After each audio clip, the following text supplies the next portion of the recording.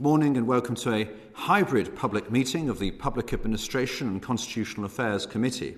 I'm in a committee room in the Palace of Westminster with a small number of staff required to facilitate the meeting, suitably socially distanced from one another, of course.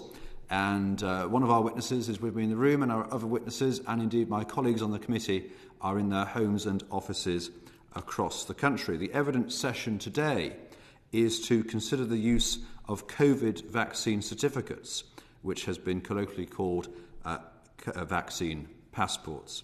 And I'm grateful to our three witnesses for giving of their time today. If I could ask them to introduce themselves, I would be most grateful. Can I first of all go to Silkie Carlo, please? Good morning. My name is Silkie Carlo. I'm the director of the UK Privacy and Civil Liberties organisation, Big Brother Watch. Thank you. And to Professor Wolff, please. Hello, my name is Jonathan Wolff. I'm the Alfred Landecker Professor of Values and Public Policy at the Blavatnik School of Government in the University of Oxford. And to David Davis in the room. Good morning. I'm David Davis, Member of Parliament for Halton Price and Howden. Thank you very much indeed. If I could direct the first question to Professor Wolff. Professor Wolff, how should the ethical consideration of introducing vaccine certificate systems be approached? Thank you for the question. There are some philosophers who will tell you that we need an overarching moral framework, utilitarianism or a theory of human rights, and we should try to work out from that framework what the specific duties and obligations and permissions should be. Personally, I don't find that a very helpful way of approaching these questions. For one thing, the theories don't always give us a single determinate answer. Also, not everyone will accept the theory. And so we end up with a lot of theoretical discussion before we get to the more practical questions. So I prefer to look at issues in public policy by starting with a very close look at the problem in front of us and thinking, what is it that's actually worrying people here? You know, what are the concerns? So what are the values that are in play? So obviously in this case, public health is an important value, but also discrimination is possibly a value in play, social cohesion is another, rights, liberties, and so on. But before we do anything in terms of looking at the values, we need to look at what the scheme would hope to achieve and to think about whether it could actually do that. Now, I don't know whether you want me to go into more detail along these points, which I'm very happy to do, or whether you want to wait till a bit later for me to do that. Well, I wonder, Professor Wolff, what in your view are those key questions that need to be addressed before such a system is introduced? So the key question, I think, is what we think a certificate would actually tell us. Because one thing we know it would tell us is that the person has received a vaccine or has presumably received the 2 doses of the vaccine. But what further information do we have? Do we know that the person can't fall ill? No, we don't know that because none of the vaccines give 100% immunity as far as we know. Do we know that the person who's been vaccinated can't transmit the infection? No, we don't know that. At the moment, we've got very little information about how infective people are once they've been vaccinated. So I think we need to think very, very hard about what type of information will we get. And bearing in mind that currently there are around 10 different vaccines that are being used around the world, and it's quite likely that they give different immunity for different periods and also different, perhaps different resistance to transmission, then we really don't know what further information we will be getting from the vaccine certificate. So this raises a question, what is the purpose? You can see behind people's thinking here is the idea that if someone has a vaccine, then they're safe, that they can't pass on the infection, and so they can go to public places. But we don't actually know that at this point. We don't have robust scientific evidence. And so it could be that the vaccine certificates are, in a way, rather dangerous, and that they could give people a false impression of safety when they're still infectious. So I think those are the type of scientific questions we need to be looking at before we can even start really asking the more detailed moral questions about rights and discrimination. So unless we have a very, very clear idea of what we will achieve with the certificates, we are potentially storing up a lot of problems. Thank you very much, Jay. I'm just going to bring David Davis in at this point, who's indicated. Thank you, Mr. Chairman. I mean, I find ethical questions most easily dealt with by parables, which is a very old 2,000-year tradition. And it seems to me we need to work out what are we trying to do. Now, let's take an example. Let's say we say to people that you can't go to the pub unless you have a vaccine. The most difficult sort of problem, because unlike theatres, unlike football grounds, you can't segregate people in that sort of social environment. And let's say out of 100 people in that pub, 10 of them are unvaccinated. What are we trying to do here? Are we trying, presumably we're trying to protect the collective, everybody in the pub, the vaccinated people. As the professor said, vaccines themselves are not perfect, so the vaccinated people will continue to transmit themselves. The numbers actually for the most of vaccines are similar. The professor is correct, but they're similar. So I'm just going to cite you one, and that is Pfizer, but AstraZeneca is similar too.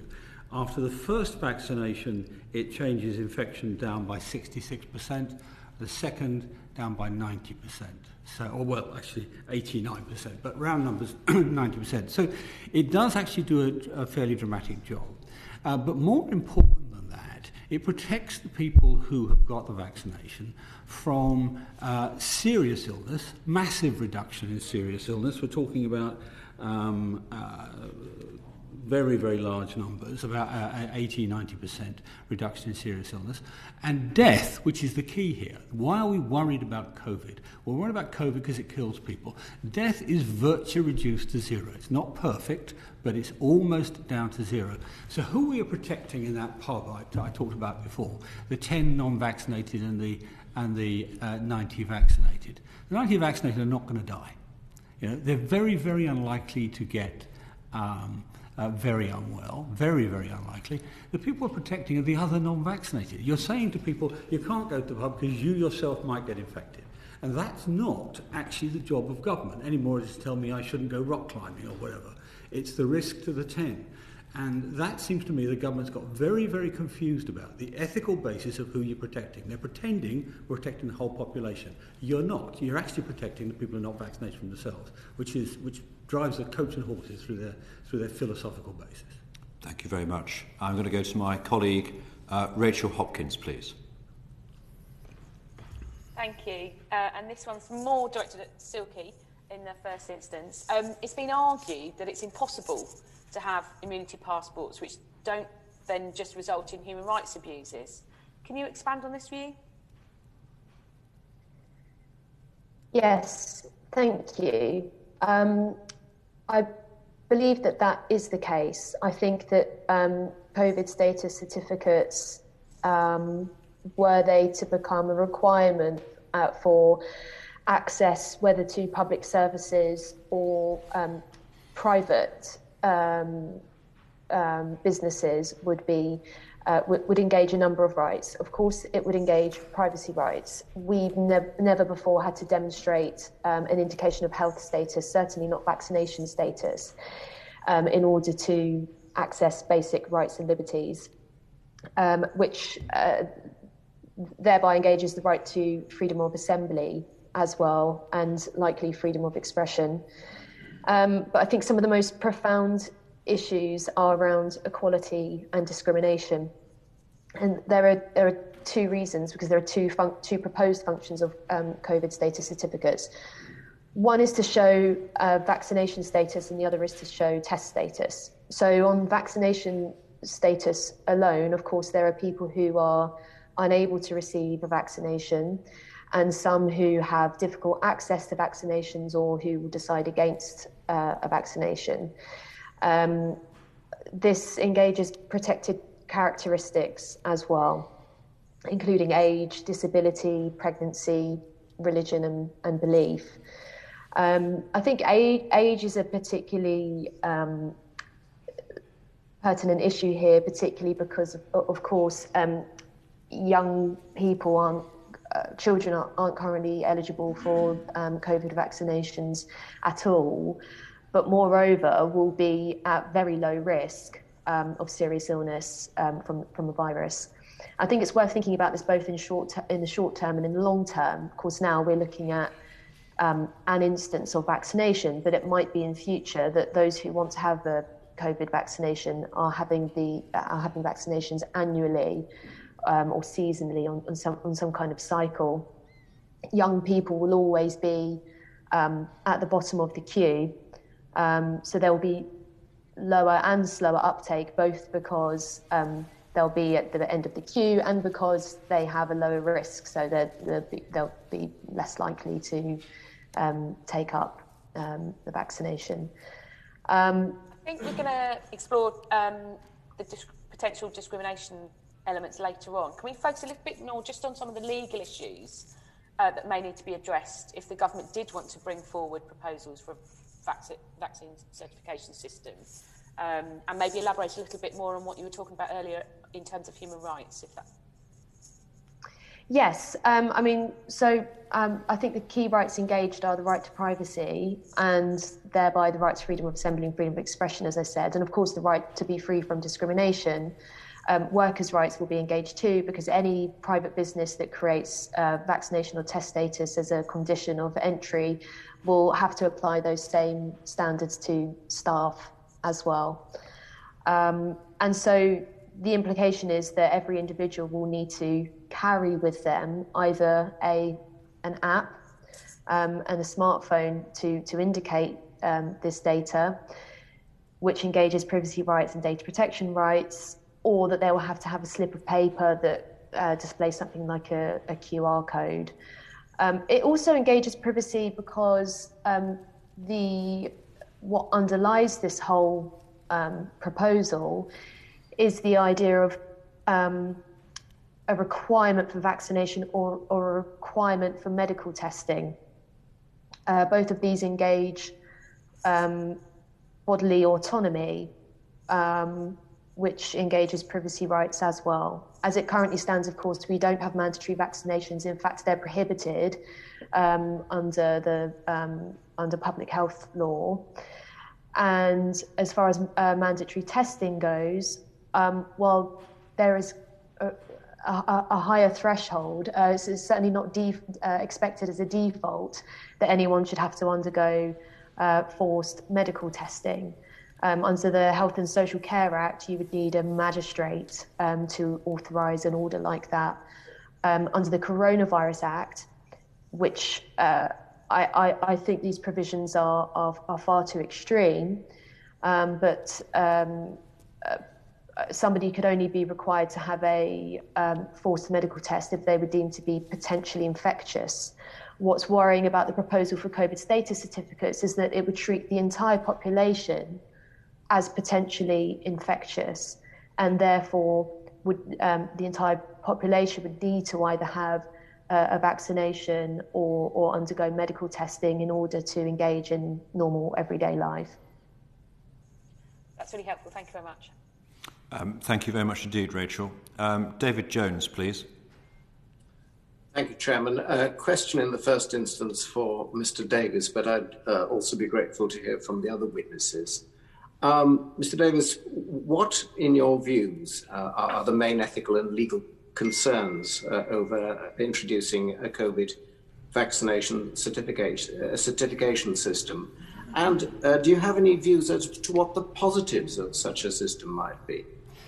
Well, let me start with the positives, Mr. Jones. I am in favour of an international vaccine passport. That seems to me to be perfectly reasonable, because the balance of advantage heavily favours that, and the intrusion on individuals' liberty is much lower.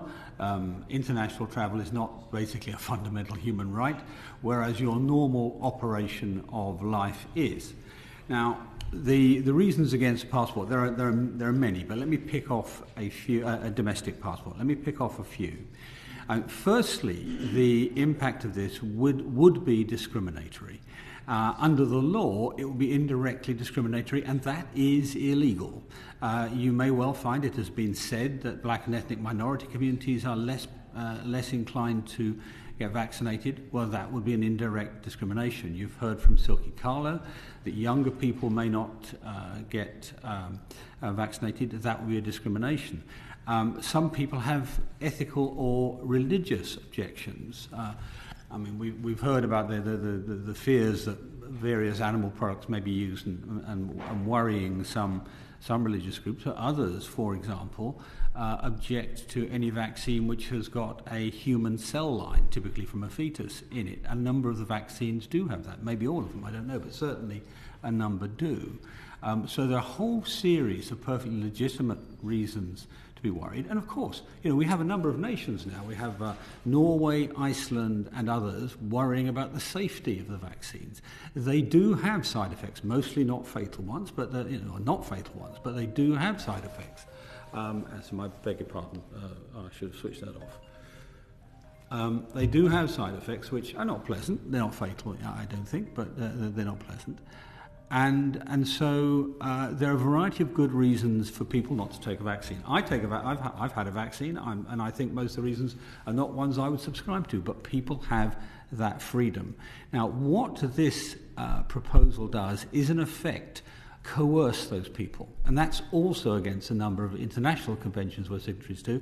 And indeed, just recently, the Council of Europe passed a resolution saying, 732 said, that ensure that the citizens are informed that vaccination is not mandatory and that no one is politically, socially or otherwise pressured to get themselves vaccinated if they do not wish to do so themselves, and ensure that no one is discriminated against for not having been vaccinated due to possible health risks or not wanting to be vaccinated.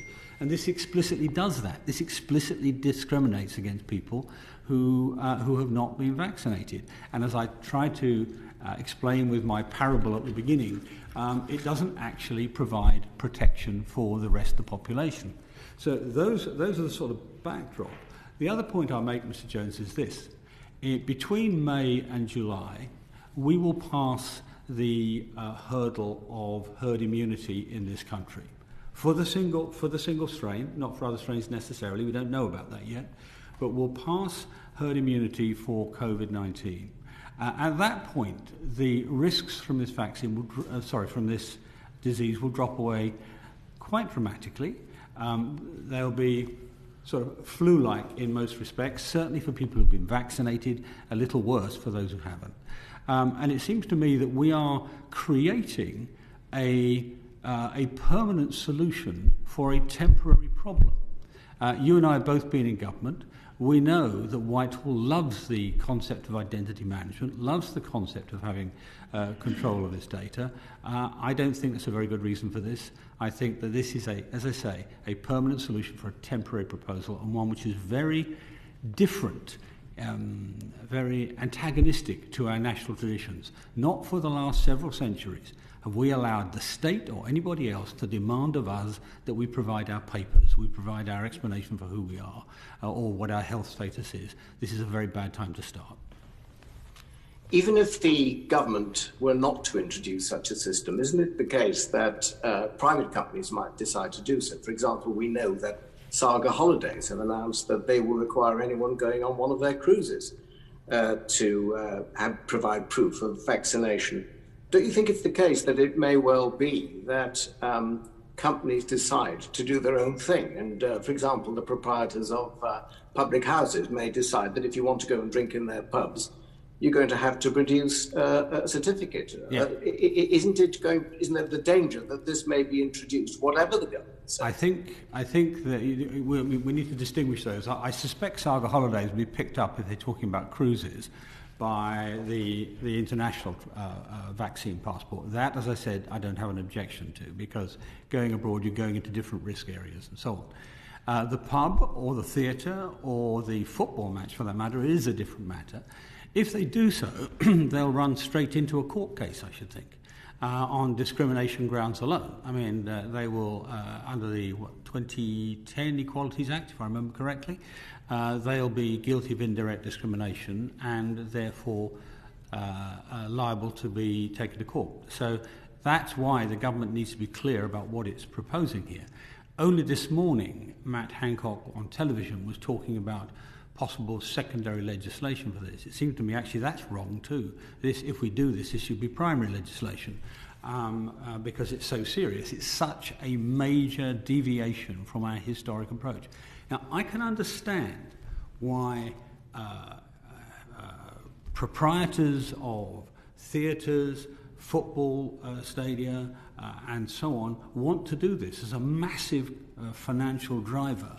But they should understand in turn that actually what they're looking for won't actually make much difference and actually a massive intrusion on people's rights. And it's for the government not just to represent the commercial interest, but to represent everybody's interest. Thank you.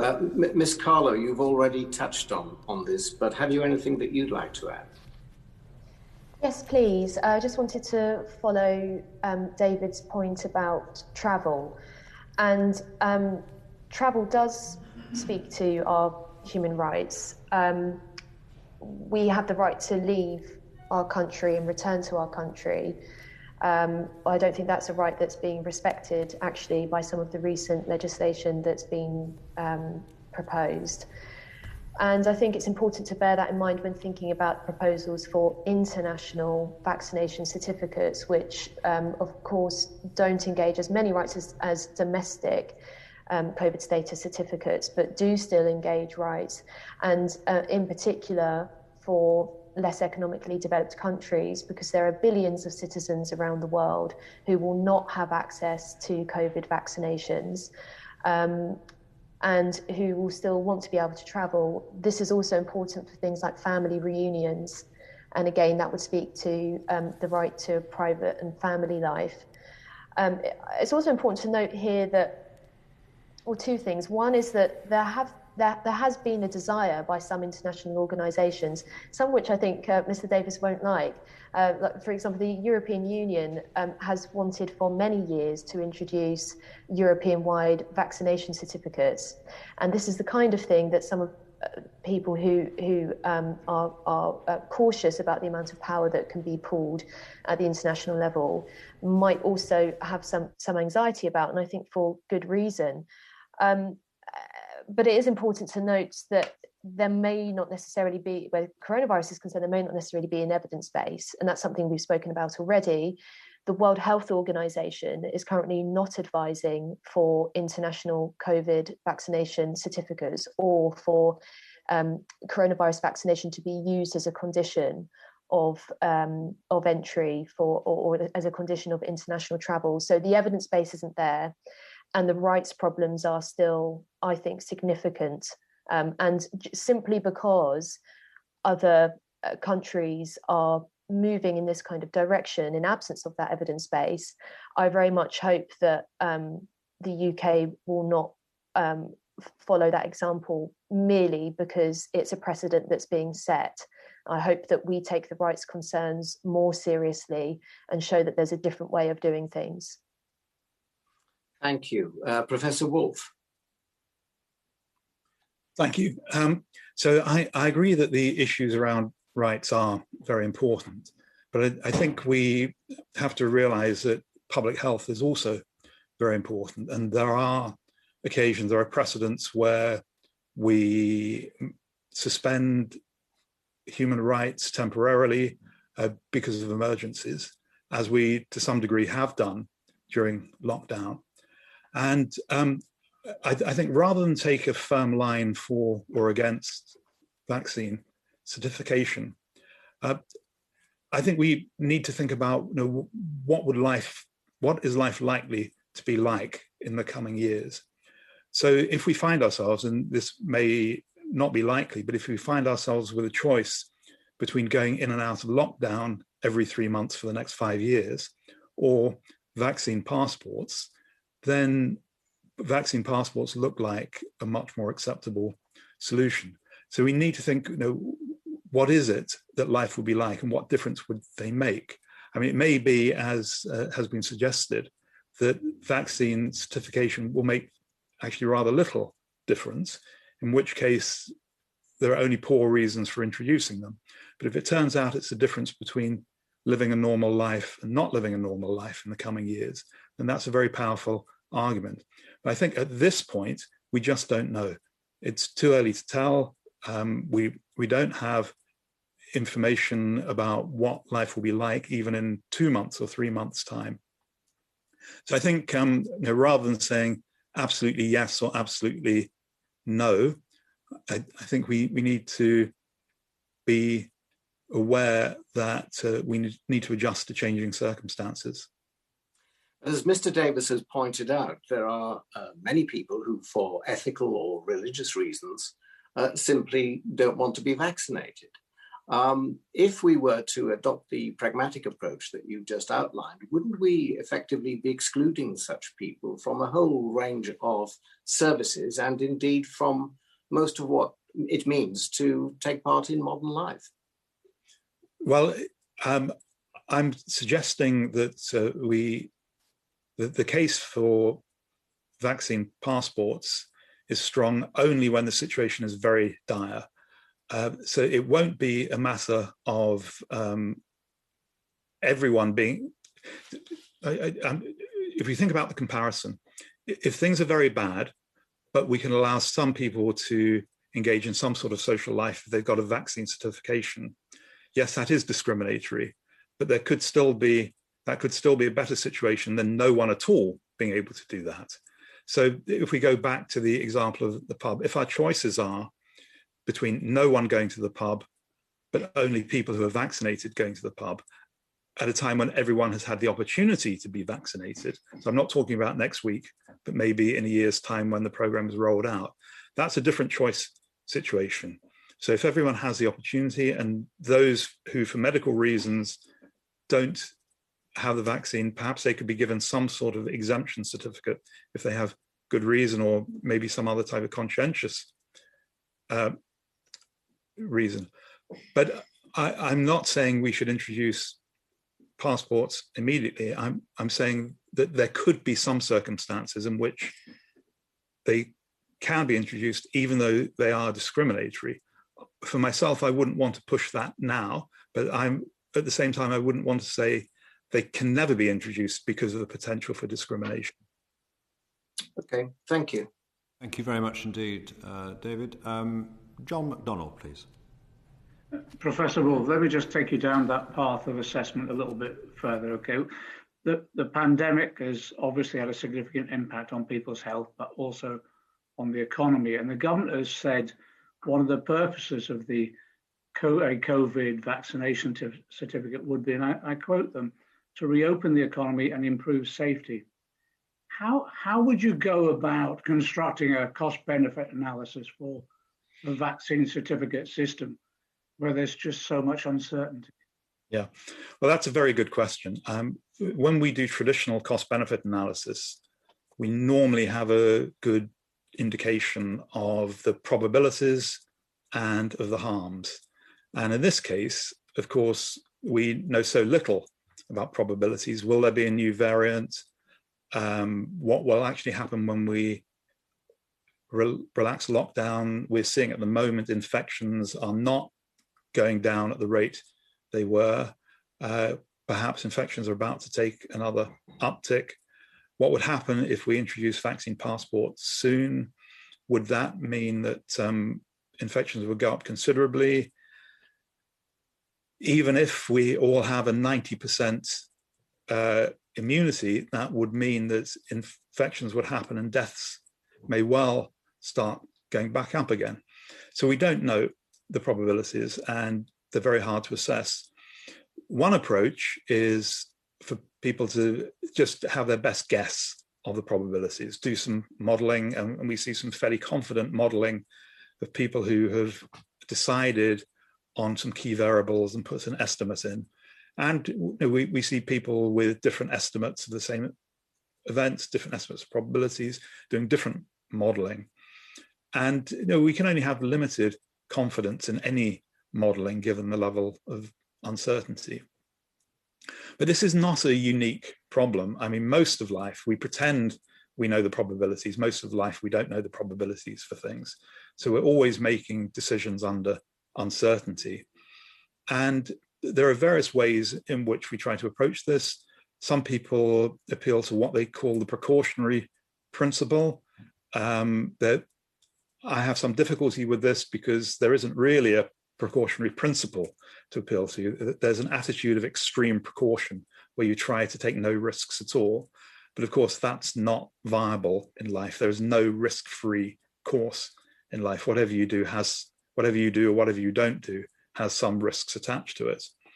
So one approach that is taken in some areas is thinking about what you would regret most if things went wrong.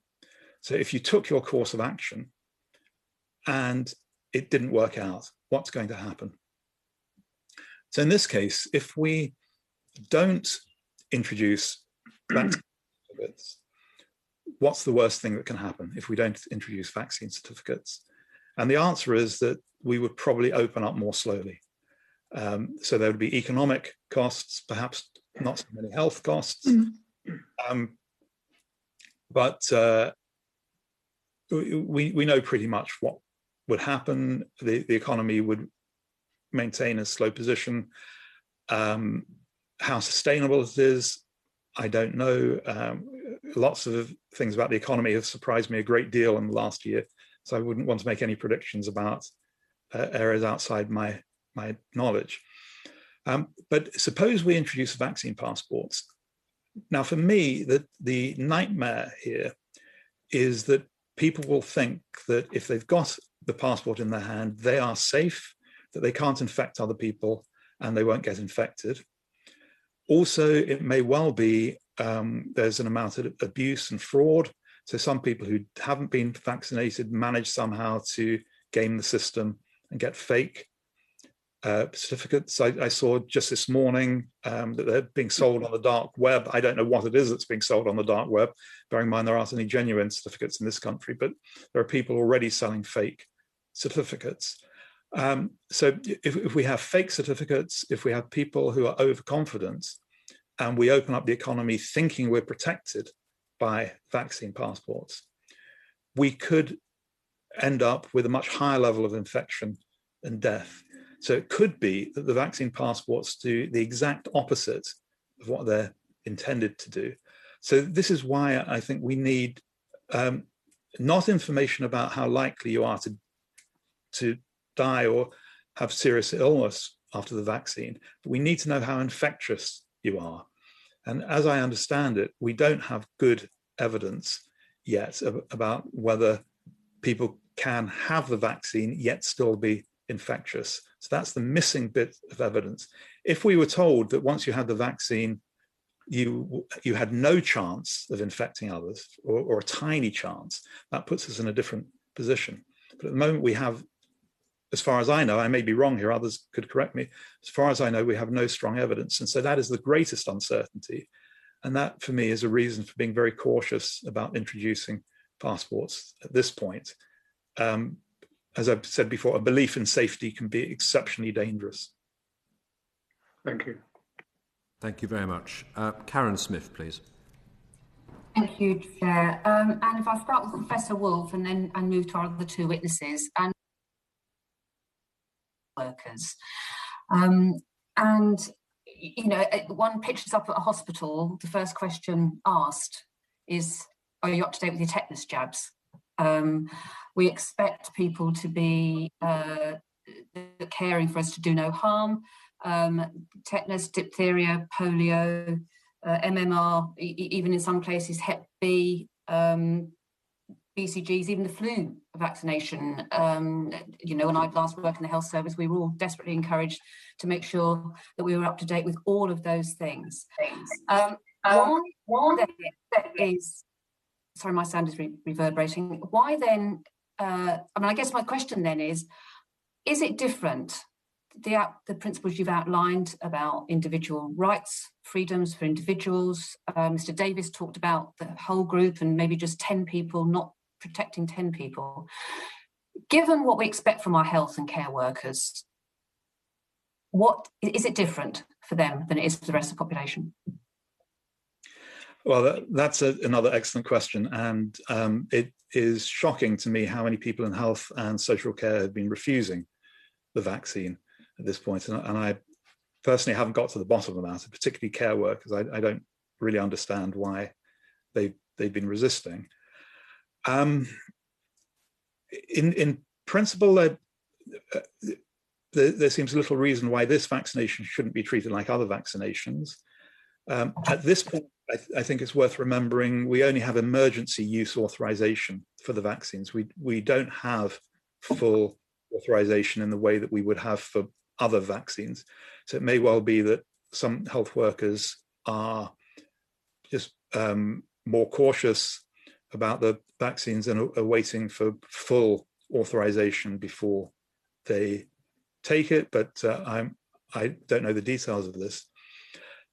It seems on the face of it reasonable to ensure that health workers are less likely to catch infections and less likely to pass them on.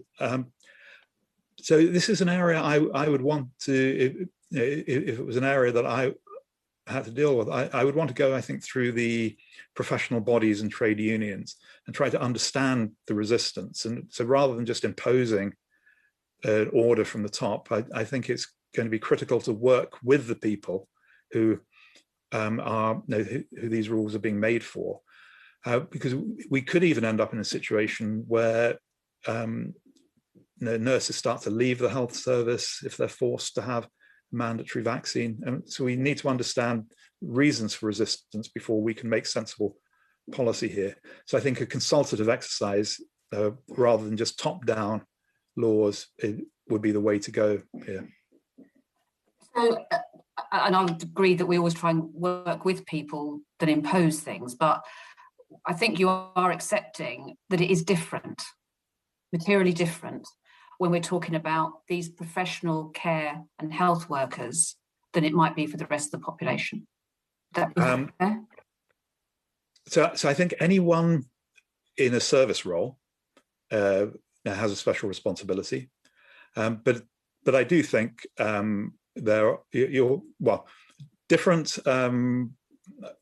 Certainly, there are stronger reasons for people in health service to require certification of vaccination. I would agree that there are stronger reasons. Yeah. I mean, this disease kills people. It kills the most vulnerable, and we're talking about settings of the most vulnerable. So the statistics around risk are obviously much greater, aren't they? If I move to Ms. Carlo and then Mr. Davis, same question. Thank you. I mean, to the best of my knowledge, there's a suite of vaccinations that are highly recommended for healthcare workers. I'm not aware that any are legally required as a default. So my understanding is that this would be quite a significant change. And as has been pointed out, this is a relatively new vaccination as well. So there are a lot of considerations there. Of course, the risks that are involved, the risk profile is different in these settings. There's no doubt about that. But one of the, I also agree that encouragement is much better than legal requirements and a kind of punitive approach, which could also risk seeing people leave the profession when they're desperately needed. But one of the things that I think is quite encouraging is the evidence that has emerged over the past 10 days from AstraZeneca and Pfizer. So AstraZeneca reported that their vaccination has 79% efficacy at preventing symptomatic COVID-19 disease and 100% efficacy against severe disease and hospitalization. And that was a large study including 20% of participants who were over 65, and 60% of whom had comorbidities that put them at heightened risk of coronavirus. Similarly, the Pfizer study shows that after the second dose of the vaccination was 97% effective at preventing symptomatic disease. So in the context of vaccinations that seem so remarkably effective, I think that has to be, that means that individuals who are taking the vaccination will have a high degree of protection. At the same time, we still don't know about the impact of vaccinations on transmissibility.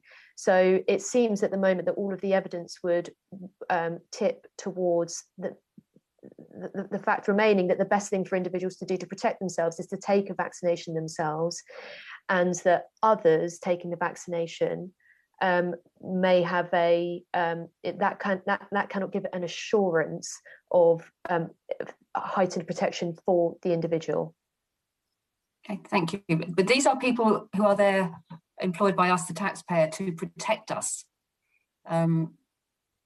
Mr. Davis, do you want to pick up on? Well, let me pick up on all those points, if I may. The first thing to say is this is the most difficult moral element in this whole exercise, in my view, for precisely the reasons you highlighted. The fact that you've got a dependent population in hospital, and this is to protect them.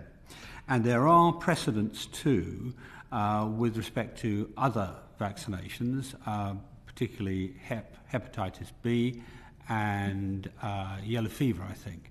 And I consulted with some doctors on this, and let me just read you an extract from one. And it relates to the point that Silkie made just now about the safety of the vaccine. An argument has been advanced with respect to yellow fever vaccination and hepatitis B vaccinations for doctors. However, 1 in 8 people who contract yellow fever will die, nothing like the corresponding figure of 0.3 in 100 for COVID-19. Hepatitis B vaccines have been in use since the 1980s and will have a long-term safety record. They are not, unlike COVID vaccines, in a trial period and are fully licensed. So that's part of the logical reason, but not all of it is logical, I don't think. The statistics say that the vast majority of healthcare workers, certainly in hospitals, have taken up the vaccine. But there are areas where that's not true. I mean, in London, there's a 24% non-take-up. In Leicester, there's 24% take-up. It looks to be more cultural, bluntly, than scientific in that context. It may just be an issue of trust, as I mentioned earlier. I mean, the other groups that don't take vaccines or they don't have a high take-up of vaccines are Eastern Europeans, possibly because of their long-term distrust of governments and so on. So that's the backdrop. But the whole issue rates around safety. This point, that yellow fever kills 1 in 8. COVID was a big issue because it was killing people. And the death rate, once vaccinated, is going down dramatically to near zero. There are some that are not in that category, some very fragile people with very damaged immune systems, diabetics, cancer treatment people, and so on. But other than those, the death rate is going to be driven down, not just by vaccines, but by new therapies. We've got dexamethasone now that we can use, which is used to deal with the cytokine storm, some remdesivir, similar sorts of things, and a number of others in the pipeline, like colchicine and possibly ivermectin.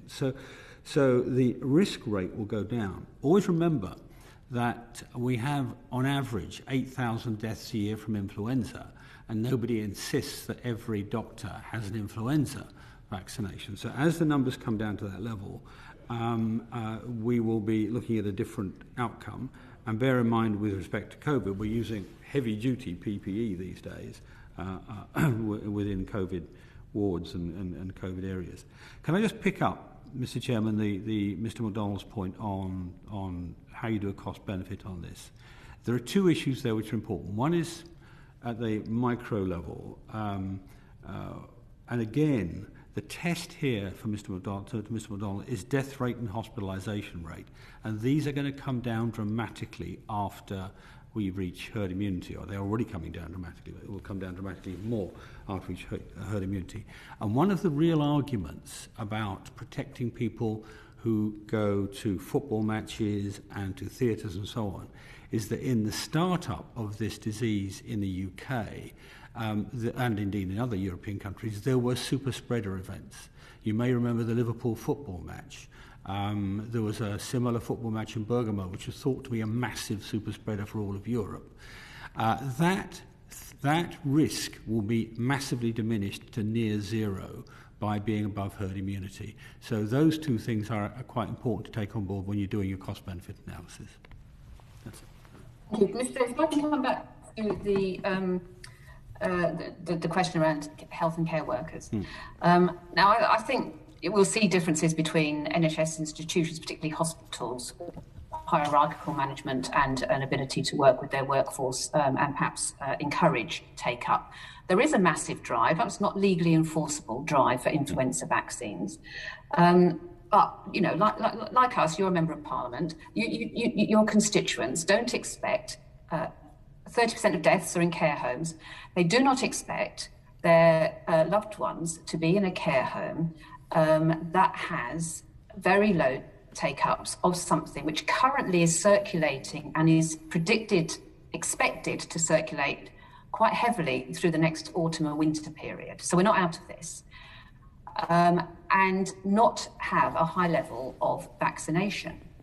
And I guess my point originally was, do you accept that particularly care homes is different to the rest of the population? The risks are higher, the disease is still circulating, the population is much more vulnerable, and the expectation of people is that people certainly do no harm, but they are in fact protected when they go into care homes.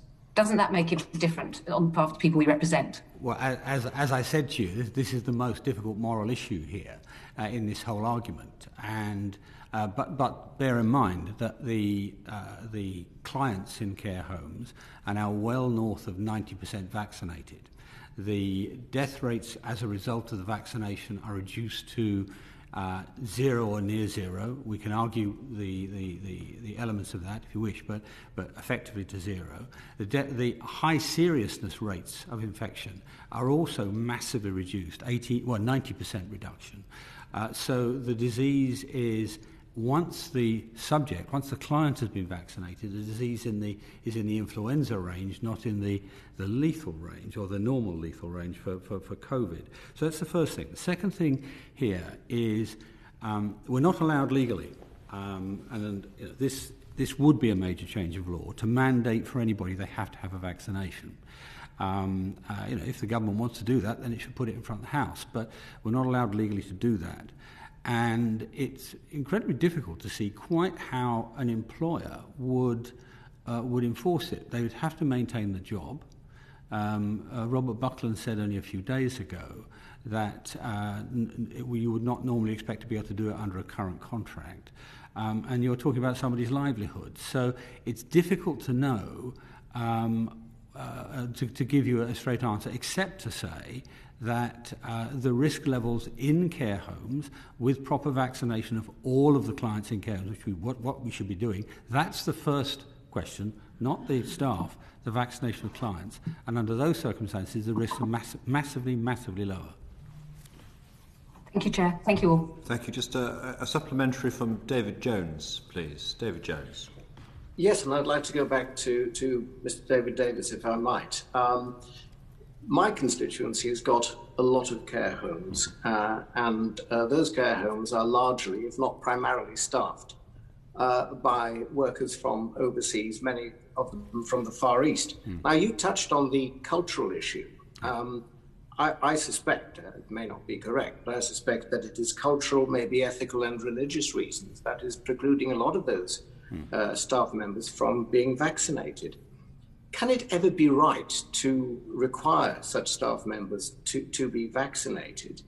And also, could it ever be right for an employer to be allowed to discriminate against potential employees by requiring them to have proof of vaccination before they take up their jobs? Well, firstly, it's illegal to require it at the moment. It's illegal to require vaccination at the moment. We are bound ourselves by both UN and European international agreements to use of medical treatment. Medical treatment, as it stands, must only be for the benefit of the person it's administered to. Medical treatment must not be administered for as it were, communal purposes. Otherwise, we'll all be giving mandatory blood transfusions and so on. I give blood anyway, but it will be a requirement. You'd have requirements like that. So that's against both international and national laws. The answer, as I intimated to the previous questioner, is to solve the problem by the method which is legal and acceptable, which is to vaccinate the people who are at risk. Not, And look, if I were running a care home, and I'm very pro-vaccines, I would say to all my workers, I would like you to vaccinate in the interests of our clients, but I couldn't force it, and I don't foresee a way which we can force it. And if you tried to say it's now a requirement of your job, I don't think the courts would uphold it, and apart from anything else, because you're costing somebody their job for a requirement which can't be enforced in law. And would you agree that potentially this is a cultural issue, and that is why the take-up of vaccination in care homes is relatively so low? Well, I think it may well be. I mean, I don't necessarily understand all of it. I can understand some of it. I can understand the Eastern European viewpoint. I mean, but these things are not susceptible to easy analysis. Arguably, the home of vaccination is France, where Louis Pasteur came from, and only about 50% of the French think vaccines are safe. They're proud of their invention, but they still don't trust it. So I don't. I don't thought understand. Their suspicion was restricted to AstraZeneca for possibly political reasons. Oh no. The other than the Eastern European countries, I mean, the lowest country in the European Union for willingness to take up, as it were, or the worst vaccine hesitancy, is Hungary, and then after that, I think Slovakia. But after that, it's France. France is way down there, and it's cultural. As I say, I can't explain why. I'm not sufficient. I'm a Francophile, but I'm not sufficiently understanding of the French to know that. Thank you. Question of understanding the French is well beyond the remit of this committee, but we go in hope to Mr. David Mundell, please. Thank you, convener. There's a slight connection to France in my question, because I want to ask Professor Wolff and then the other witnesses, should a vaccination certificate be required for entry into the UK from France and indeed anywhere else?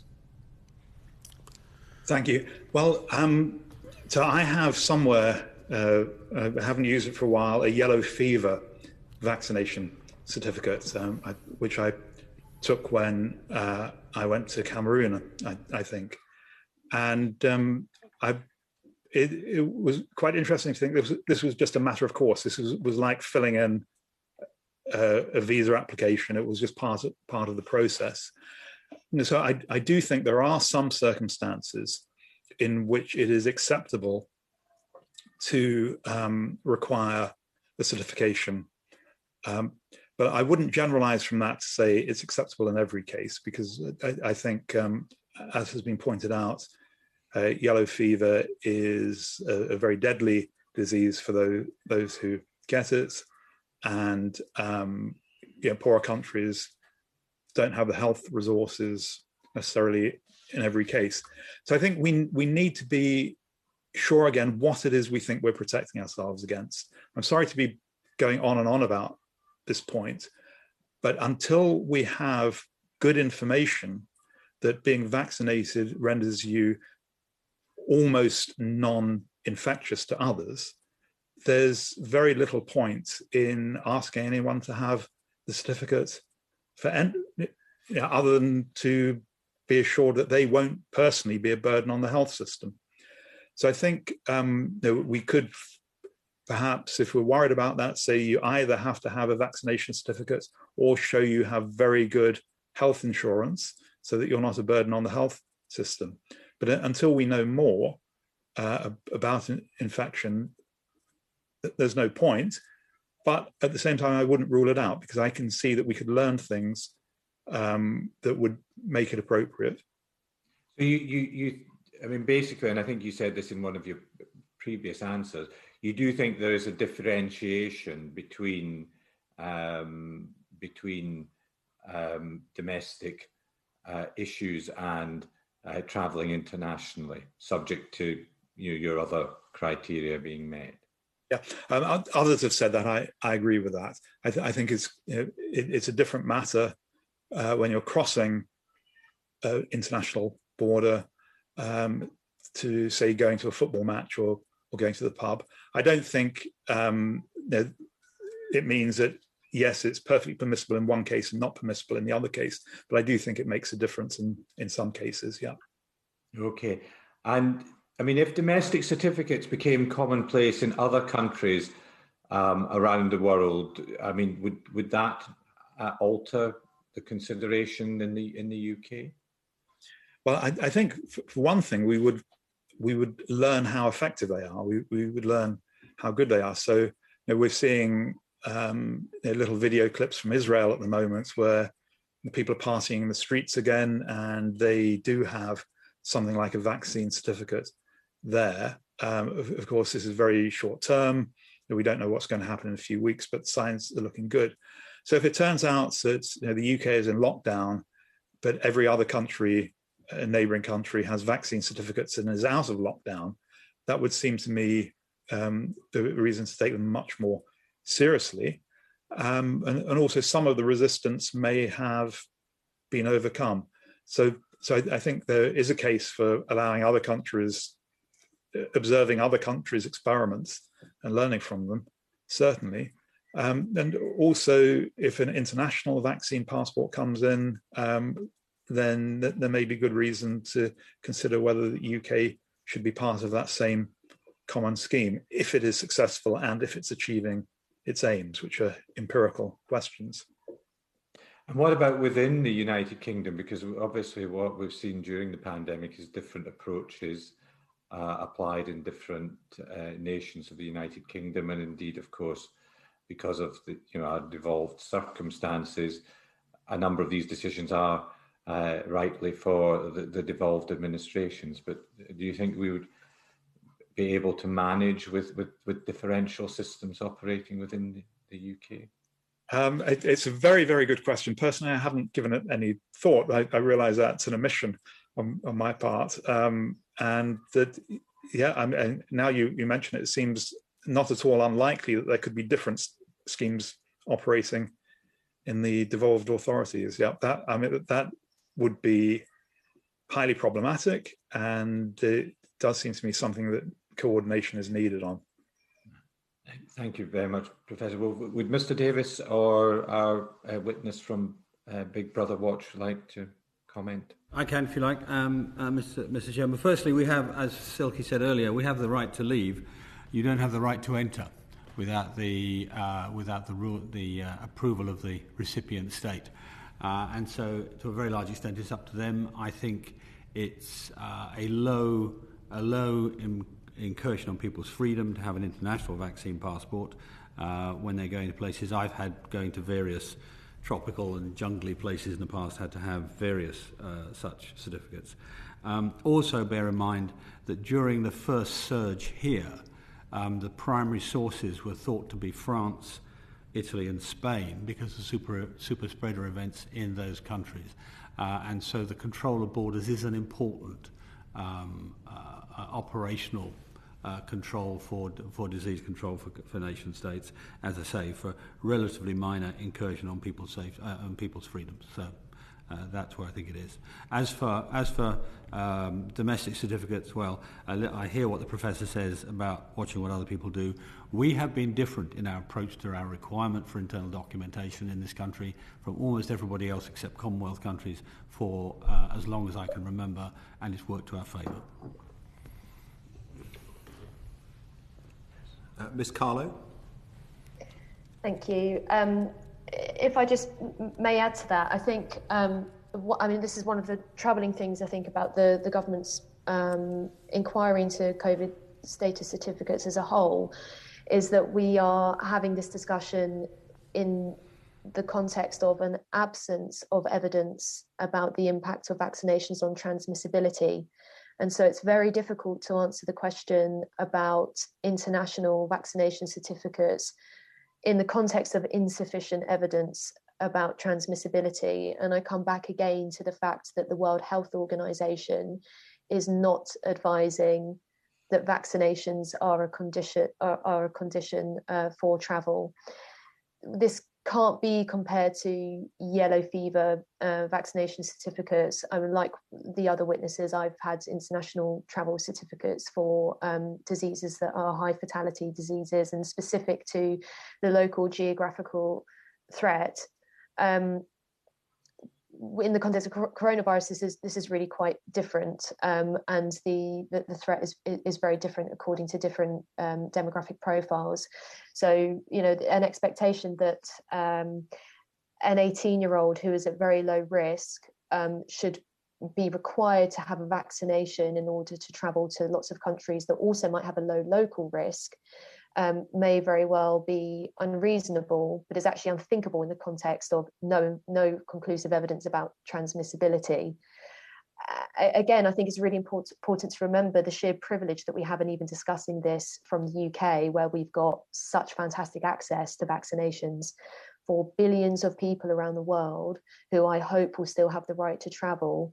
They will not have access to vaccinations, it's thought, until 2023 at least, that there'll be global availability of vaccinations. I think it's important when talking about travel requirements to bear these things in mind too.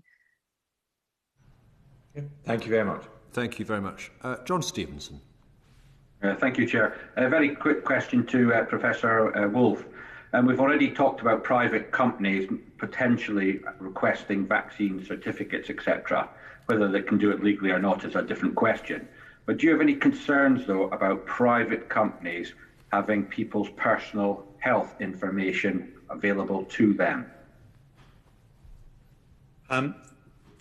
So I think this is a concern around that it comes in concert with the question about fraudulent certificates, in that if we have something as simple as the vaccination card that we get, then that is something that could easily be made available in a fraudulent way.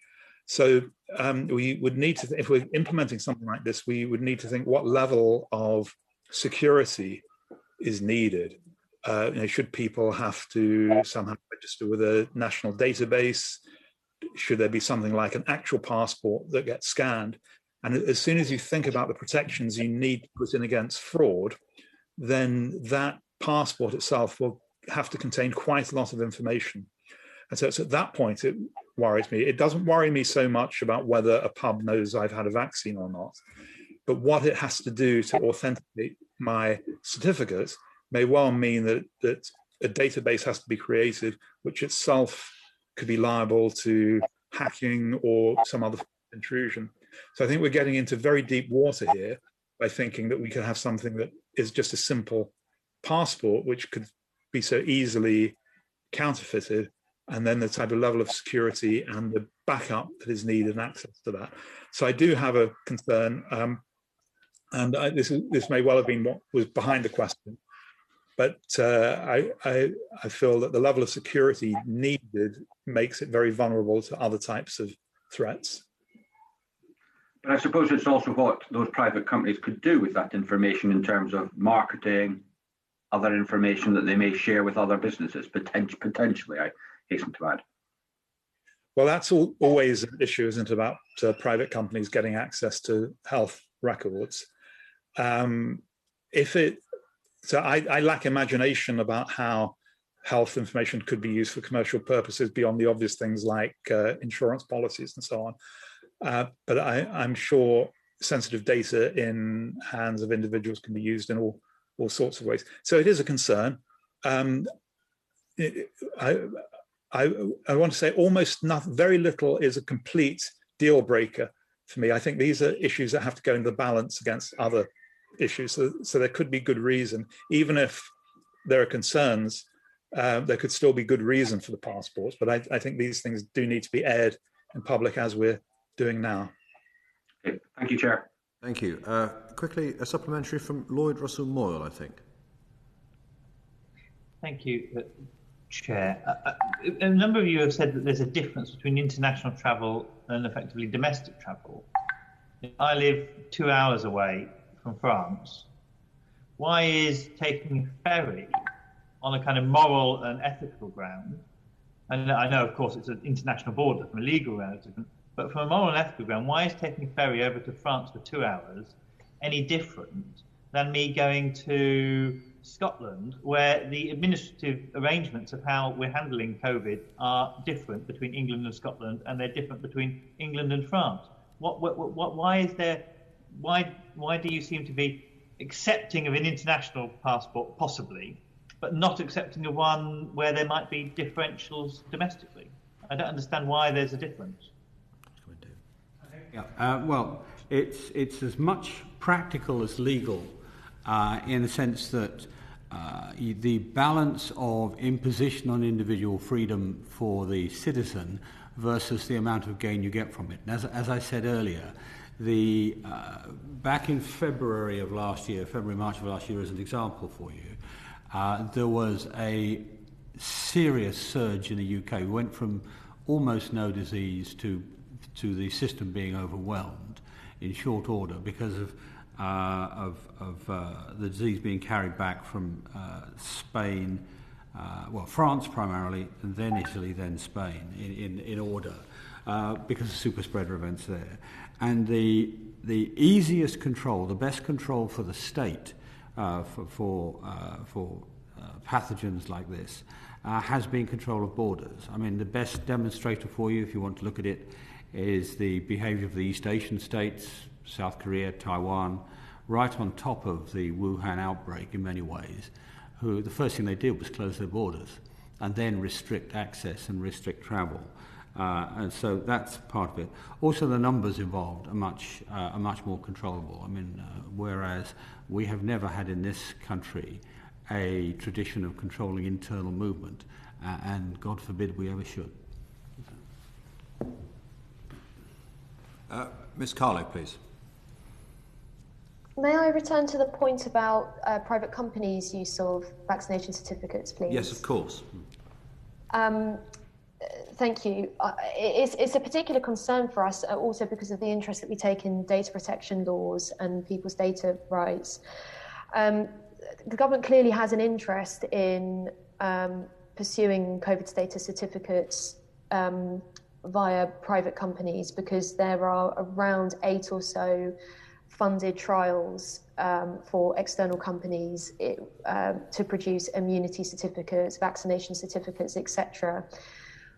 What that would require is private companies to verify vaccination status, and if we go down the route of dual vaccination and test status, then test status as well, which means that these private companies would have to access the NHS backbone, really, and at a population level.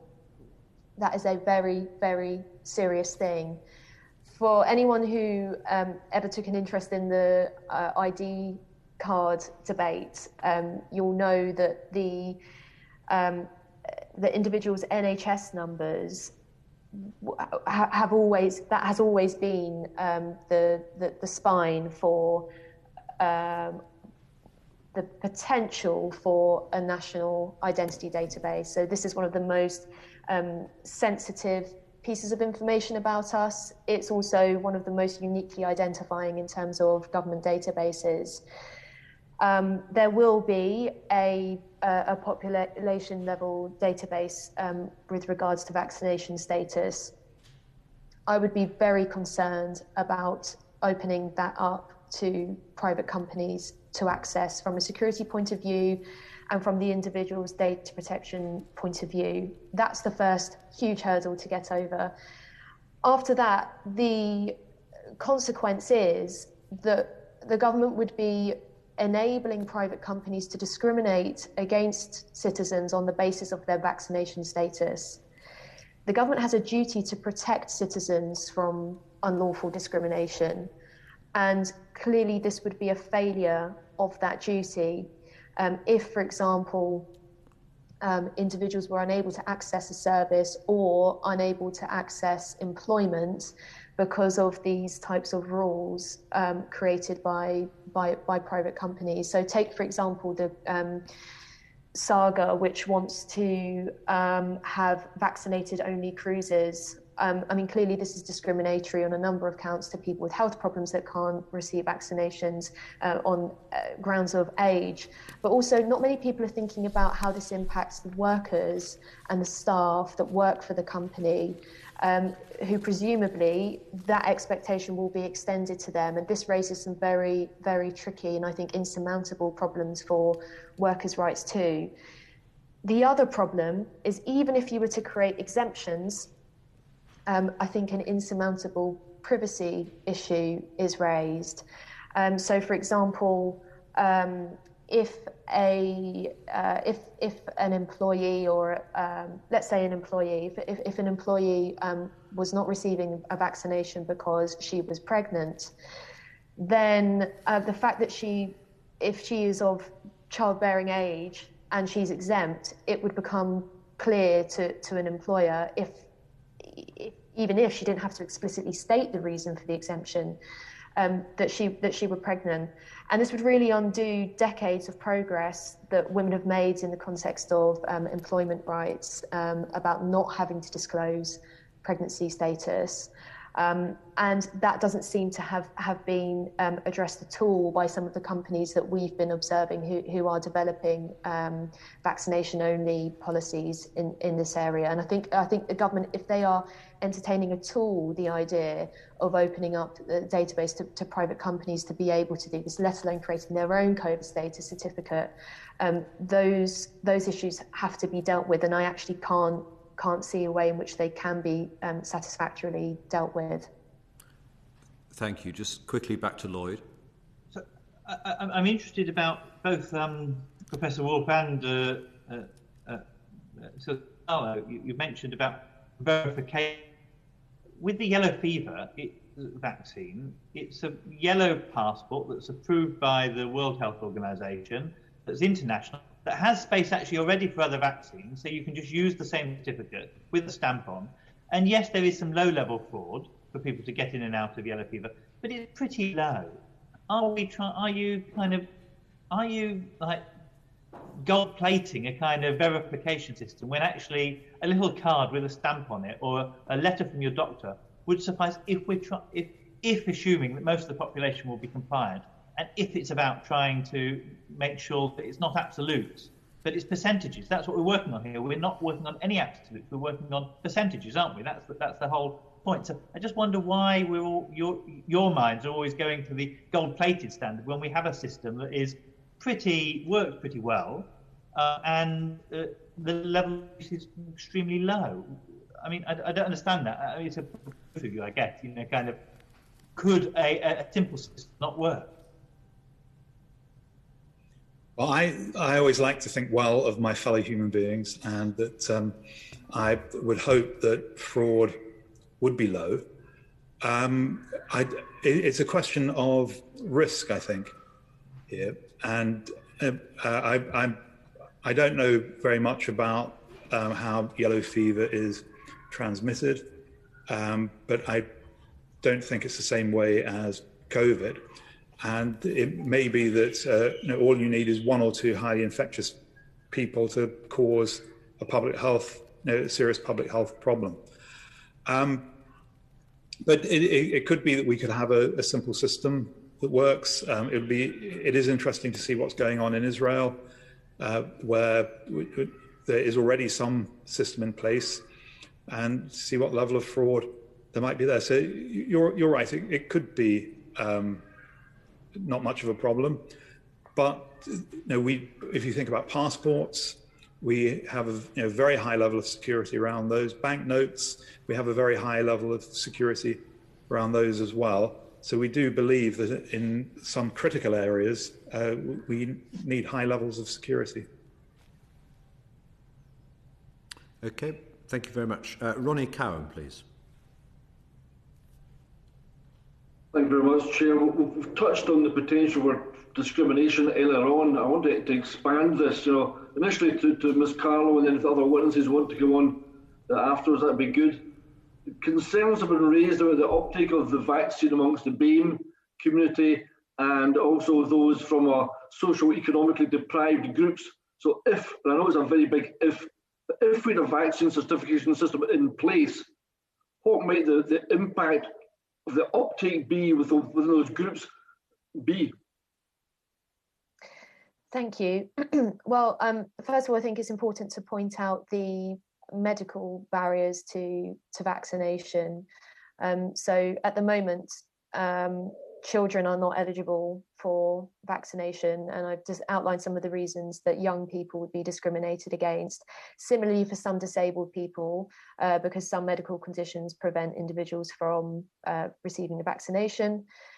And pregnant women as well. COVID vaccinations are not routinely advised for pregnant women at the moment. Clinical trials are ongoing, so women may be cautious about being vaccinated, whether pregnant or trying to conceive.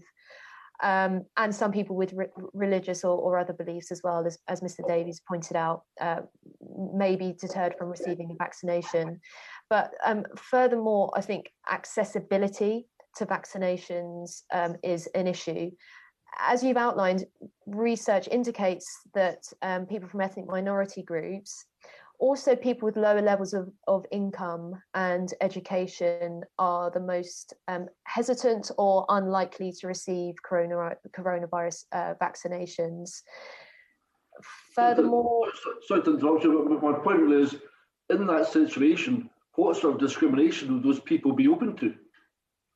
Well, there's a high risk of indirect discrimination, and certainly it raises a profound ethical issue and a practical one as well, because it would this kind of onerous requirement of having a certificate will, in practice, socially and economically exclude some of the most marginalised groups. And punish them as a result, and further deteriorate trust. Exclude them from what, and how would they be punished? Well, it depends in what circumstances COVID status certificates are used for access to. But for example, we've spoken about healthcare workers. In one case, we've spoken about travel providers, holidays, pubs. All kinds of different environments in which vaccination status or test status is envisaged as a condition of entry. And so, of course, the people that will hit hardest are the most marginalised groups who also are having the lowest uptake of the vaccination, and who may generally be have less accessibility to healthcare services. For example, there are estimated over 1 million undocumented migrants in the UK who, for good reason, are fearful of accessing health services because of the hostile environment policies. It's a group of people who may be less likely to access vaccination or access any health services. So it's important to consider that there will be that kind of impact felt hardest amongst the most marginalised groups. And I also think it's important to consider if the aim here is to increase accessibility to health services and increase trust in health services, a coercive approach is clearly going to be the least productive, the least conducive towards meeting that goal. So primarily we're looking at access to healthcare and potentially future employment. Yes. Okay. It could be education as well. It depends where they're envisaged for. I mean, this is the thing. If COVID status certificates are used for, let's say, for example, and this should cast some kind of a shadow even on this evidence session, the fact that already it's been released to the media that the Culture Secretary has said that large-scale events will take place thanks to COVID status certificates. We have to query how serious is the review, how serious is the government about this being an open question if this kind of thing is already being press released? But let's take the stadium event as an example. This doesn't just impact attendees, it impacts staff who might be working in any part of that environment connected to the event. If it is deemed in any way necessary and proportionate to have access controls to a stadium event, why not the pub afterwards? Why not the train on the way there? So there's going to be a logical breakdown. It's either going to be everything or nothing. Otherwise, I think there will be some kind of severe logical breakdown in the whole thing. If it's everything, then we are talking about lots of work environments. We're talking about access to education. We're talking about, if it's access to supermarkets, how are people going to be able to, or public services? Then we're talking about some very basic fundamental rights that should be universal in access, that it sounds like could become much more selective and in fact discriminatory. We're talking about access to healthcare, employment, education, transport, and our supermarkets, which is, okay. Thank you very much. Thank you, and I'd echo Ms. Carlo's comment about the briefings that we've seen in the press, and indeed I hope that our session today shows the seriousness with which we take this matter rather than making prejudgments. And on that note, we go to Tom Randall, please. Thank you, Chairman. Silkie, Carlo, if I could come to you first about ID cards, which we've sort of touched on briefly as an issue, and I know it's been sort of government policy in the past sometimes to introduce one, and there's been strong arguments either way. Do you think that a vaccination certificate of some kind could be a harbinger for the introduction of a full system of ID cards, and is that a high risk or very likely if certification was introduced? Thank you. I think it's a very serious risk. In some ways, the proposal for COVID status further beyond the idea of an identity card in terms of intrusion, in terms of pervasiveness, because the expectation is that it would be presented in so many different scenarios, and that immediately the first and most key piece of information is health information, which is not only required to be presented, but is actually used for access control. I mean, lots of the elements here of COVID status certificates are far beyond what was envisaged with identity cards. The expectation is also that it's a digital by default system, and that there'll be some kind of international interoperability.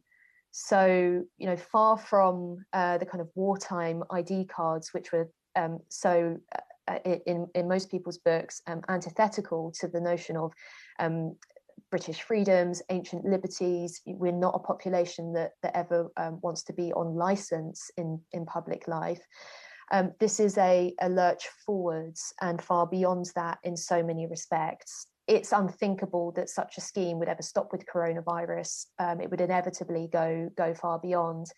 And as I said, it's one of the arguments that's put forward by proponents of this system is that it won't say the kind of digital marker in and of itself won't necessarily say your name, date of birth, address in the way that, for example, a driver's license was, and therefore it's somehow less intrusive. I think that's a very facetious argument that those who work in software development in this area are well aware of. In fact, by having sensitive health data, it has to be uniquely identified to you in quite sophisticated technological way, in particular by connection to the NHS database, which, as I said, has always been the potential backbone of a mass identity system. And so clearly potential's there for a mass identity system. At the same time, the government is developing the digital identity framework, which envisages not state-issued identity cards, but a kind of economy of private company suppliers of digital identity. And it seems quite likely, if not certain, that the kinds of standards that are being set in that government project are to be followed in the COVID status certificate plan as well. So yes, this is a move towards population level digital identity. The other thing to say about it is that most of the product development in this area uses facial recognition as the verification method.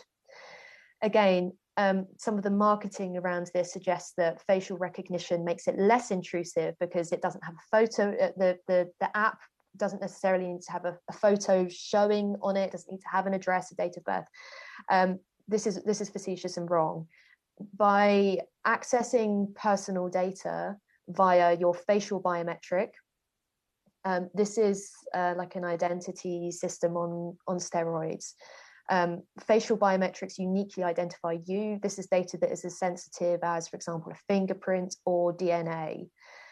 The expectation is then that you would have to carry a phone. If on an app, you carry a phone with you everywhere you go and hold it to your face to do the facial biometric, as you would at an international border, for example. It's not too far a leap, I would suggest, with the passage of time, that facial biometric check could take place off the phone, in the same way that you see at borders that you have cameras that conduct the facial biometric test.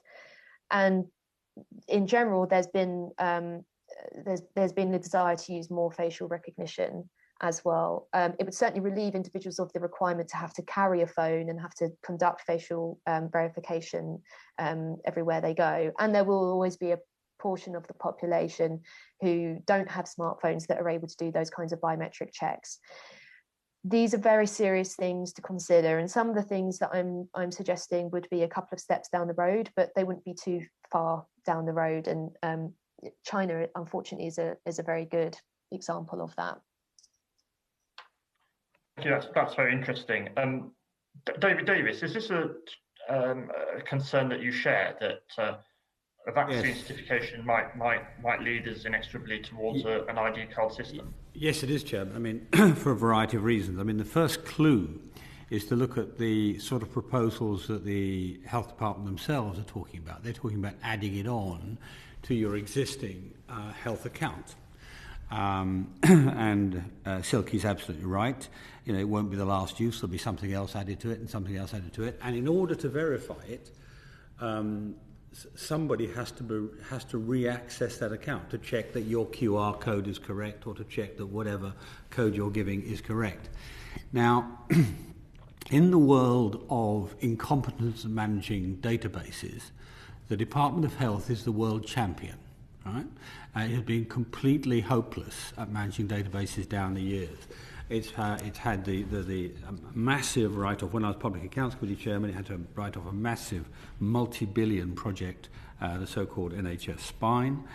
It has struggled time and time again with how to use the overall NHS database, because it's tried to get it online and every single time been unable to do it. The simple truth is, online database systems are innately insecure. There is no way to make them secure.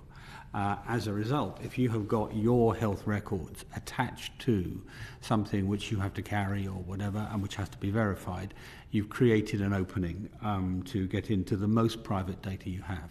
So it's straight away a problem, and it will grow because inevitably, once you've got the mechanism, you'll try. Common sense that people will try and use it for other uses, and it will grow and grow and go.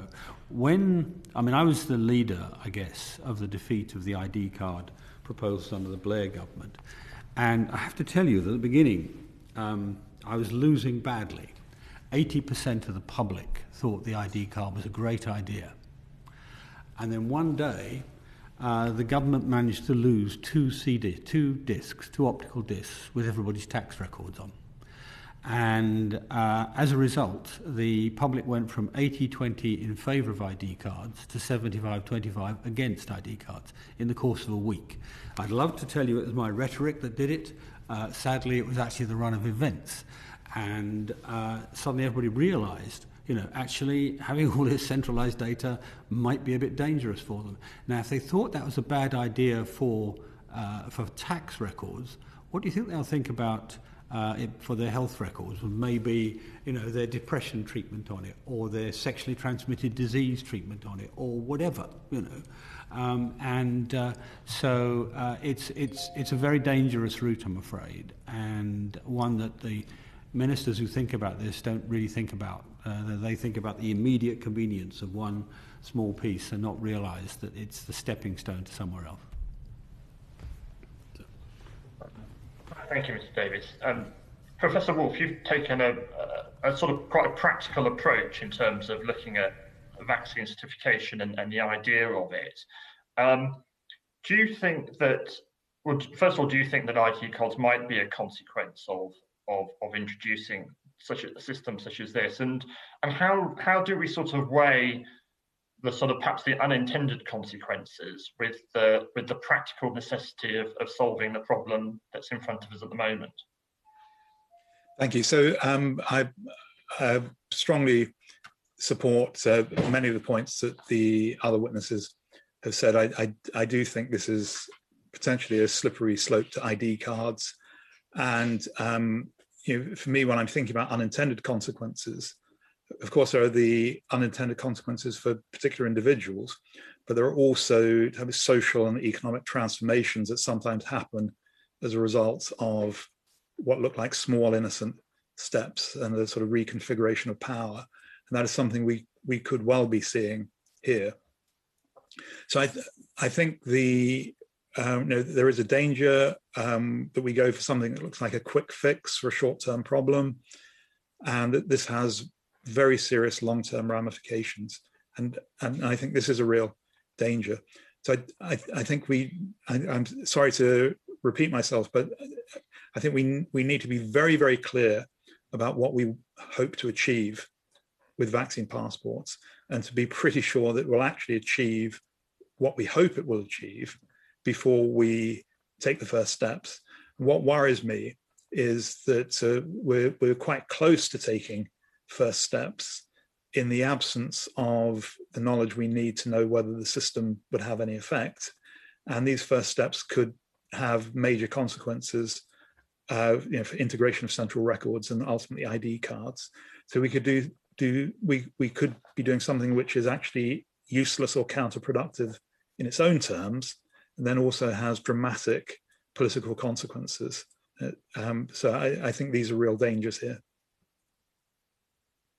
That's very interesting. Thank you. Thank you, Chairman. You. Quick supplementary, I think, from John Stevenson before we conclude with Lloyd Russell Moyle. John. Thank you, Chair. Ms. Carlo, I'm just interested in what you said about ID cards, because in some ways the reality is society is moving towards them in any event. If you want to open a bank account, you need to produce ID. If you want to engage legal services, you have to produce ID. And I just wonder if there's a growing acceptance by the wider population for ID cards, because the reality is in their everyday lives, they're constantly being required to provide ID. So I just wondered, isn't the natural progression that we will move towards them? And what we should be doing is having a debate about how we go about it in a secure way. Thank you. Certainly, our access to identity is really important in lots of areas of life, as you outlined. That's some distance from the notion of a centralised identity system, or even a state-backed economy of private identity suppliers, if the reason is that we are entering a checkpoint society. And I think that's what's really different about COVID status certificates, is that it would be throwing open the floodgates for us to become a checkpoint society. The implication being that employers, private companies, perhaps even public services would have the right to demand certain sensitive health information, let alone identity information, and even biometrics, in order for you to access and just live your normal life. That's completely different from needing to show proof of address to open a bank account. It's needing to both undertake and evidence medical treatment with use of biometrics and a digital identity system in order to, for example, go to a football match. It's a very, very different thing, and it makes for a very different society as well. The consequences are different. It will create segregation, it will create discrimination, divisiveness, unfairness, socioeconomic exclusion as well. Okay, thank you. Thank you. Lloyd Russell-Moyle. I do wonder if that's what's been created now, because we don't have a proper identity system in this country. You know, you now have to provide identity to go and vote, basic rights, but there is no centralised system, so it relies on people paying for part of the driving licence, a free system. So actually, you have that because you don't have a proper free system. Anyway, that's my 2 pence in there. Final question is the government's review and the public consultation. Do you think they're asking the right questions? You touched on this earlier on about saying you weren't sure about the questions, but are they asking the right questions in this consultation? As to any of the witnesses, I guess. Well, it seems to me the fundamental question is what problem are you trying to solve? And is there an easier and less intrusive way of doing it? That's a sort of the question that's missing. I had a look last night online at their questions, and they're very vague questions, frankly. And let's go back to where we started. We now know that the vaccines, for people who are vaccinated, the vaccines are very effective. They probably reduce the risk of death to near zero. For those that they face a serious risk, they're pretty easy to identify. Why don't we ensure that they're protected in the environments of going to a football match? Why don't we have a low risk zone, or in a theatre, so that everybody in that zone has taken a test on the way in? It's much less intrusive than what we're doing now. So I just pose that as a thought. They're not really going to the heart of what's the least cost, least intrusive, least difficult for the citizen route of solving the problem. It's less intrusive to have a swab shoved up your nose every time you wish to access the service than... Well, it depends. Bear in mind if you're going to the low-risk section. If you're going to a football match of, 50,000 people, and 1,000 people want to be in a low-risk area, and you do a low-path test, then if you choose to do that. But it seems to me that what we're doing is trying to solve a temporary small problem with a permanent intrusive fix, and that's a very bad idea. Thank you. Professor Wolff, is there other questions that you think the government should be asking in this consultation to get better answers, maybe? I think the consultation was sent out very broadly, and it did allow people to make whatever contribution they wanted to. One thing, once my name was publicised that I was giving evidence to this, I suddenly found myself subject to a small amount of lobbying, and the lobbying I got was something that hasn't been mentioned, which is people were suspicious that the vaccination scheme, the certificate scheme, was a type of incentive for people to get the vaccine so that they would have permission to attend events. So in other words, it was being used on a false hope that it gives you extra safety in some way. But in fact, it was just a way to overcome vaccine hesitancy. Is that a problem?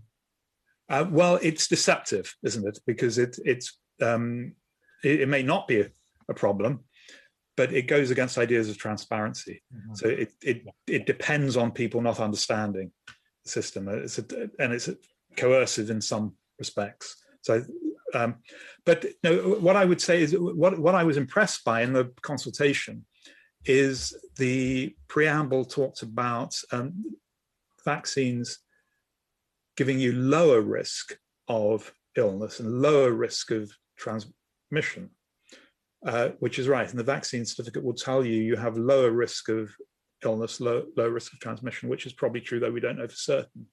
But I think in the public mind, that lower risk has been confused with no risk. No risk, yes. And I think it's very important that we realize that it's about lower risk, not no risk. The other thing I'd like to do is I'd like to know more about what difference the schemes would actually make in practice. So David Davis had the example of people going to the pub, and he did a little bit of modelling as his parable. I would quite like to see some serious modelling of different scenarios and thinking about what would happen if we had this, what would happen if we didn't have it. And so trying to do an argument from, obviously it's not evidence yet, but thinking about data and what difference would we expect this to make? Because if it turns out that it makes almost no difference, then it's a lot of fuss about nothing.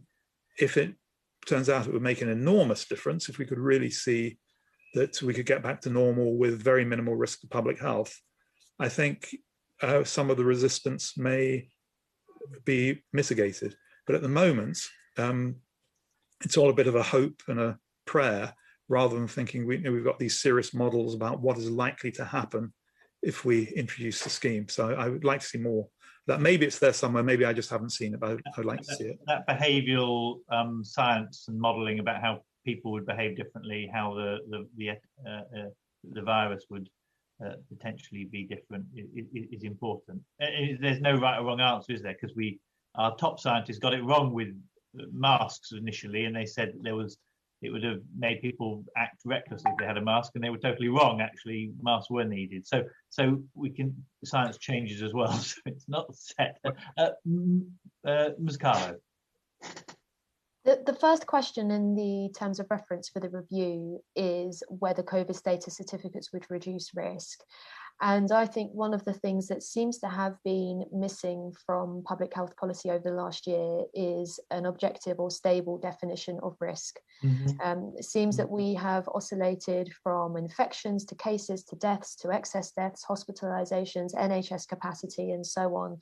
I think going forward, it will be helpful for everyone and for foreseeability too, for a stable risk measure to be used. None of the rights that I've spoken about are absolute rights, so you always have to assess necessity and proportionality, and I think we've all discussed that. But I must say, one of the things that is confusing about the government's approach is that in the context of us being only second to Israel, I believe, in terms of a successful vaccination programme, risk by any sensible measure is now plummeting. Most adults have received a first vaccination. Everyone in the 4 most vulnerable groups has been offered a vaccination. Uptake for over 75s is 93%. We are in, and the vaccinations are proving to be very efficient. So we are in a very good position. And I hope that one of the other thing that needs to be assessed, as well as developing an objective model for assessing risk, is to take into account the cost of a proposed solution or a measure as well. And of course, COVID status certificates would have serious costs. We can't be myopic, we can't be completely tunnel visioned about trying to eliminate risk at all costs.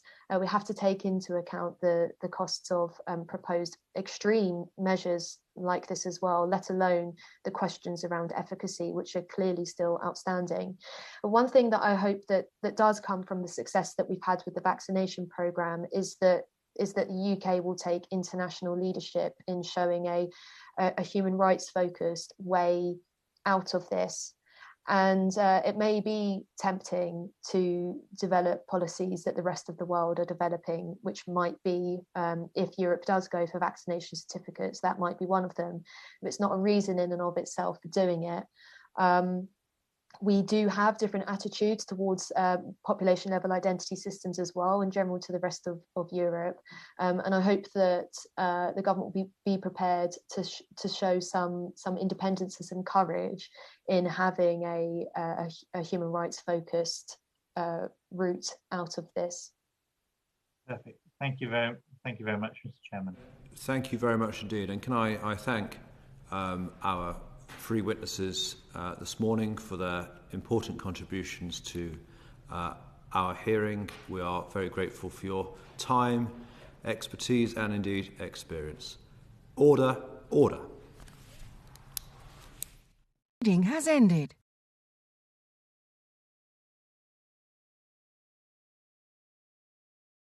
The proceeding has ended.